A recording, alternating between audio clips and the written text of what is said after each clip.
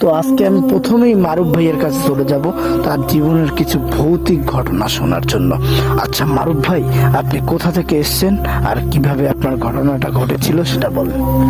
হ্যাঁ গাইস, আসসালামু আলাইকুম। আমি বরিশাল শিকারপুর থেকে আসছিলাম। তো আমি প্রায় আচ্ছা মারুফ ভাই, আপনার ঘটনাটা কি ছিল আপনি সেটা কাইন্ডলি বলেন।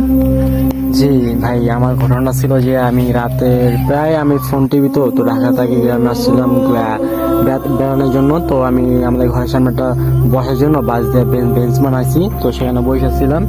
তো রাতে প্রায় 1টা থেকে 1:30 সময় হবে।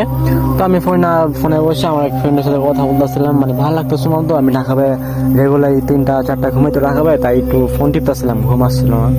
তো আমার সামনে একটা ছোট একটা পুষ্করিণী মতো ছিল, ছোট মানে অত বড় না মোটামুটি।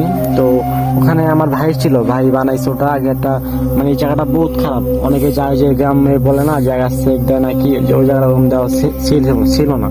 তো ওখানে একটা তাল গাছ আছে, ওখানে অনেক খারাপ জিনিস আছে, এটা সবাই এভারেজ বলে, যেটা আমি শুনছি, বাট আমি ওরকম বিশ্বাস করি না, কারণ আমি ঢাকা থাকি তো এই কারণে। তো আমি রাতে 1টা-1:30টার সময় বসে আসছিলাম। তো দেখি একদিন মানে একটা বিড়ালের মতন কি জানো, মানে একটা অন্ধকারের, মানে ওখানে কিছু গাছ, আগে বলে দিই, ওখানে কিছু গাছ টাছ ছিল, সুপারি গাছ বা বিভিন্ন রকম ইত্যাদি অনেক গাছ ছিল। হ্যাঁ, তো মানে কেমন জানি ডাকতেছিল, বিড়ালের মতন ডাকতেছে।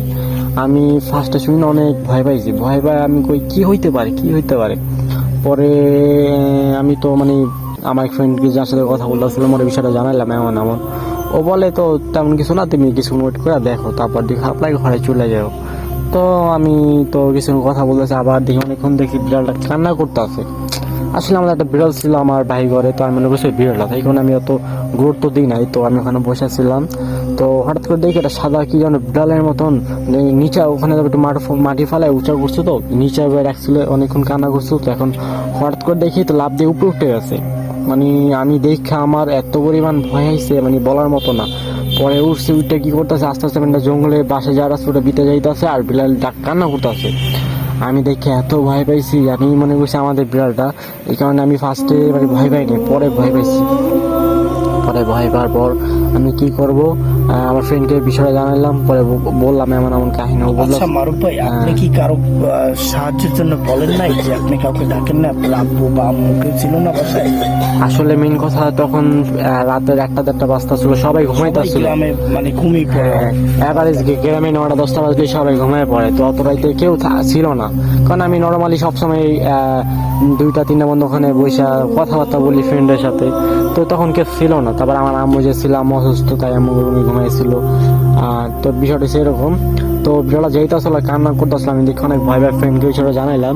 তোর ফ্রেন্ড বললো কি তুমি ঘরে চলে যাও, কারণ ওখানে আবার শুনছি ওখানে তাল গাছ ছিল, ওখানে খারাপ কিছু আছে। এই ঘটনা রয়েছে আমার লাইফের একদম সত্যিকারের ঘটনা, এটা বেশি দিন হয়নি, অল্প কিছুদিন আগে কাহিনী। তো আমি কি করলাম, সাথে সাথে আমি আসলাম, উঁচু করে ঘরে যা দূর করে পরে ঘুমাইছি। বা আল্লাহ আমাকে রহম করছে, বা আমার কোনো ক্ষয়ক্ষতি হয় নাই, আল্লাহর কাছে আমি লাখ লাখ শুকরিয়া। আমি মোটামুটি এখন সুস্থ আছি। এই ছিল আমার ঘটনা লাইফে, একদম সত্যি একটা বিষয়। এটা আমার সত্যি লাইফে এরকম কখন হয় না, আর এই ফার্স্ট হয়েছে।